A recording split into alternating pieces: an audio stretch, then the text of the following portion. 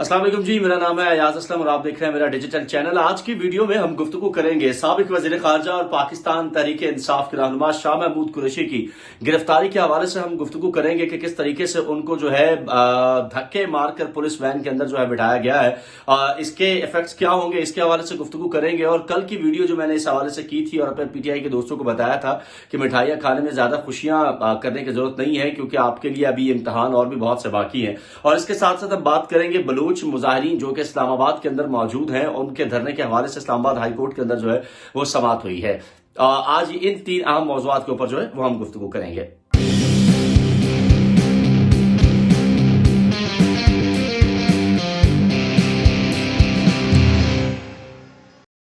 तो चलिए जी वीडियो का आगाज करते हैं। वीडियो में सबसे पहले हम गुफ्तगू करते हैं साबिक वज़ीर खारजा शाह महमूद कुरैशी को आज हमने देखा कि ट्रेंड कर रहे हैं बिल्कुल। और एक वीडियो के अंदर हमने देखा कि जिसमें पुलिस अहलकार जो है उनको धक्के मारते हुए नजर आते हैं और उनको धक्के मारते हुए और वैन में बिठाया जाता है। इसके साथ थोड़ी सी अगर मैं बैकग्राउंड आपके साथ जो है वो शेयर कर दूं, आपको बताऊं कि शाह महमूद कुरैशी साबिक वज़ीर खारजा जो है उनका साफर केस के अंदर जो है वो जमानत उनको दे दी गई थी, जिसके बाद सुप्रीम कोर्ट का जो 3 रुकनी बेंच है और कायम मकाम जो चीफ जस्टिस है उनकी जानिब से उनको और पाकिस्तान तहरीक इंसाफ के जो सरबराह है इमरान खान उनको जमानत दे दी गई थी। लेकिन उसके बाद हमने देखा कि साफर केस में जैसे ही उनकी जो है वो जमानत दी गई, उसके बाद शाह महमूद कुरैशी को हमने देखा नजरबंद कर दिया गया और आज दोबारा रावलपिंडी पुलिस जो है उसने गिरफ्तार कर लिया है।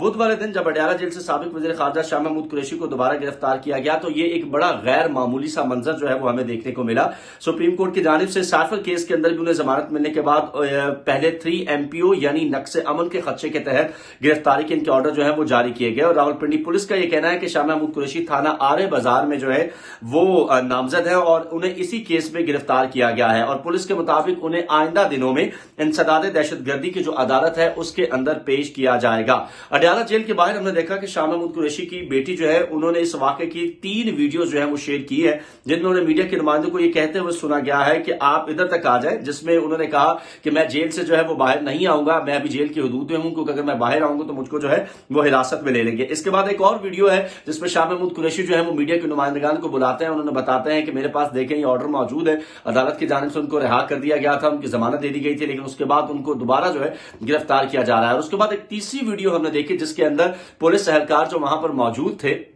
शाह महमूद कुरैशी की जानिब से ये कहा भी गया कि अगर मुझे दोबारा गिरफ्तार करने की जो है वो कोशिश की गई तो मैं आपके खिलाफ जो है वो तौहीन अदालत की कार्रवाई करवाऊंगा और जजेस को जो है आपका नाम लेके पुलिस एहलकारों को उन्होंने कहा कि मैं आपको बताऊंगा। लेकिन उसके बावजूद हमने देखा कि पुलिस के एहलकार जो है वो जाता है और जेल के अंदर जाके धक्के मार के शाह महमूद कुरैशी को जो है वो बाहर लेके आता है, जहां पुलिस की ऑलरेडी एक बहुत बड़ी तादाद जो है वो शाह महमूद कुरैशी को गिरफ्तार करने के लिए खड़ी होती है। और उसके बाद उनको धक्के मारकर के अंदर बैठा दिया जाता है और उसके बाद शाह महमूद कुरैशी जो है एक बार फिर से गिरफ्तार कर लिए जाते हैं। यहां पर एक चीज जो देखने वाली है वो ये है कि इस मुल्क का आइन, इस मुल्क का कानून, एक चीज जो हमें बड़ी क्लियर नजर आती है वो ये है कि गुज़श्ता वीडियो के अंदर मैं इस हवाले से गुफ्तगू भी कर चुका हूं कि जब इस मुल्क के अंदर लाडले और सौतेले का कल्चर चलता रहेगा, इस मुल्क के हालात जो है वो यही रहेंगे। जब भी आपका कोई लाडला होगा तो वो जितने मर्जी उसने करप्शन की हो, जितने मर्जी उसके ऊपर केसेस बने हुए हो, आप उसको जमानतें भी दे देते हैं और उसको रिहाई भी दे दी जाती है। लेकिन जब आपका कुछ सौतेला बन जाता है तो फिर उसने कितनी भी अदालत उसको जमानत दे दे, वो अगले किसी न किसी मुकदमा उसके लिए जो है वो पहले ही तैयार किया गया होता है और उसको जो है वो पकड़ लिया जाता है। यही हाल जो है वो इस वक्त शाह महमूद कुरैशी के साथ किया जा रहा है और यही हाल जो है वो इस वक्त इमरान खान जो है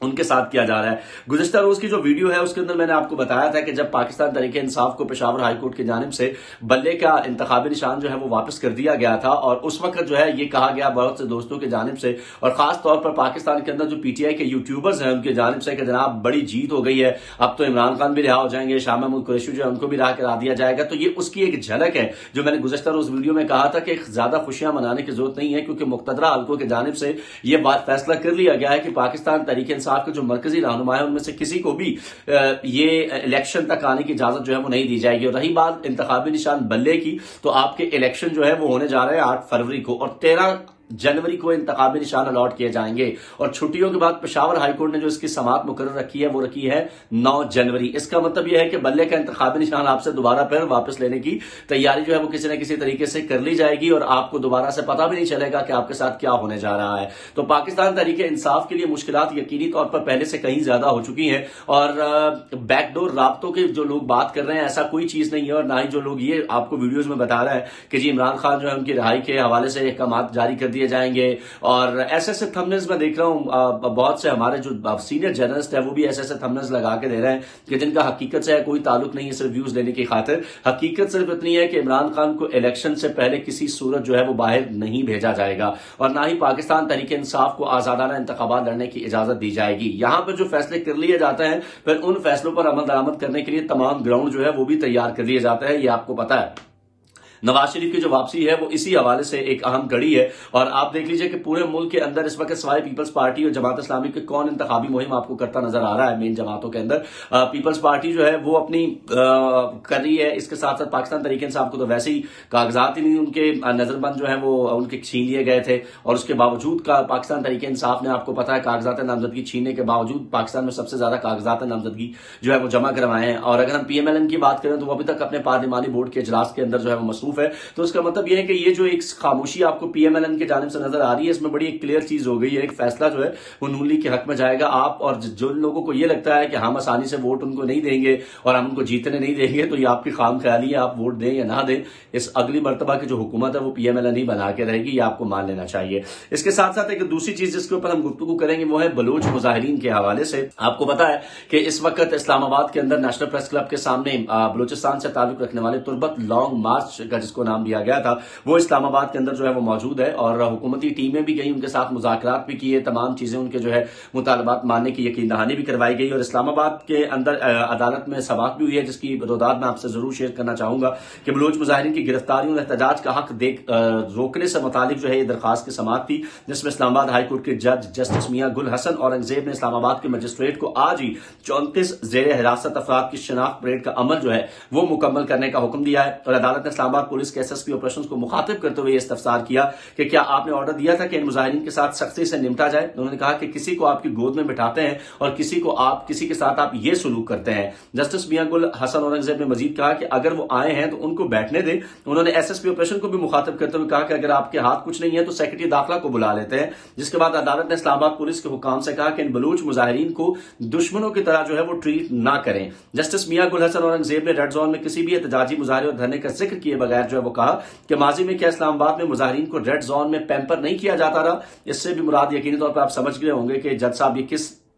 धरने की तरफ जो है वो इशारा कर रहे हैं। उन्होंने कहा कि कुछ मुजाहिरीन को अहकामात पर पुलिस की जानिब से जो है वो तहफ़्फ़ुज़ भी दिया जाता है और अदालत ने यह भी इस्तफसार किया कि क्या बलूच मुजाहिरीन जो है उन्होंने तनसीबात पर हमला किया, जिस पर एसएसपी ऑपरेशन ने अदालत को बताया कि जो 34 बलूच गिरफ्तार है उनकी शनाख्त परेड मजिस्ट्रेट को करनी है। जिसके बाद अदालत ने कहा कि आपके और दीगर जो इंतजामिया है उसके बयानात के अंदर जो है वो तजाद पाया जाता है, लिहाजा अदालत से इस्तदा की गई कि आईजी के बयानात पर रिपोर्ट तलब की जाए। जिस पर जस्टिस मियां गुल हसन ने रिमार्क्स दिए कि इस मुल्क में जमानत के अहकामात के बावजूद जो है वो जमानत नहीं होती है। तो अब आपको अंदाजा हो गया होगा कि मैंने ये वीडियो इस वीडियो के साथ क्यों बनाई है कि कुरैशी साहब के जो है वो जमानत का ऑर्डर दे दिए गए थे लेकिन उसको रिहा नहीं किया गया और इसी पर आज हमने देखा कि बलूच मुजाहिरीन के हवाले से केस के दौरान जज की जानिब से ये रिमार्क्स जो है वो सामने आए हैं। जिसके बाद हमने देखा कि अदालत को यह बताया गया है कि तकरीबन तमाम बलूच जो है उनको रिहा कर दिया गया है सिवाय उनके जिनकी कोई शनाख्त नहीं है। जिसके बाद अदालत ने मजीद कार्रवाई जो है वो 29 दिसंबर यानी परसों तक मुलतवी कर दी है। तो ये थी जनाब इस्लामाबाद के हवाले से, धरने के हवाले से कुछ अपडेट।